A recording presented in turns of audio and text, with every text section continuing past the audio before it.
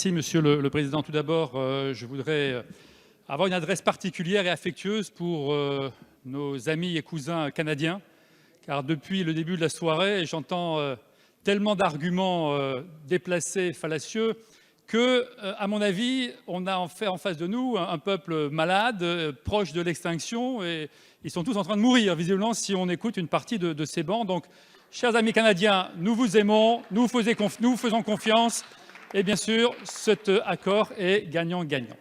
Plus globalement,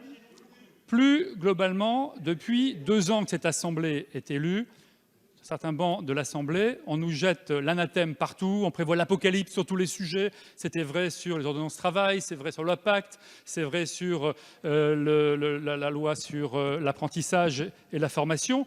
2 ans plus tard, il ne faut pas jouer avec les peurs comme ça de façon inconsidérée. 2 ans plus tard, 4 millions de CDI signés en France, record de France.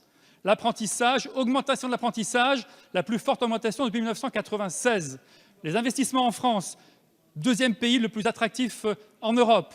Et j'en passe, et j'en passe. Le chômage, moins 500 000 personnes. Donc voilà, les chiffres sont là. Donc quelles que soient les peurs que vous annoncez, il y a des réalités économiques. Donc travaillons sur des faits, sur des arguments.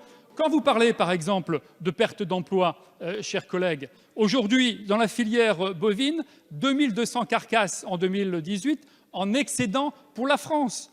Donc, bien sûr, il y a peut-être certaines exploitations qui en souffrent, mais globalement, l'accord est bénéficiaire. 800 millions d'euros de bénéfices dans la balance commerciale depuis 1 an. Donc, je ne vois pas où sont les emplois, où vont être détruits les emplois. Et grâce à la présidente des Affaires étrangères, de la Commission des Affaires étrangères, nous allons faire un suivi région par région, et nous corrigerons s'il y avait des difficultés par exploitation. Donc arrêtez de brandir la peur surtout.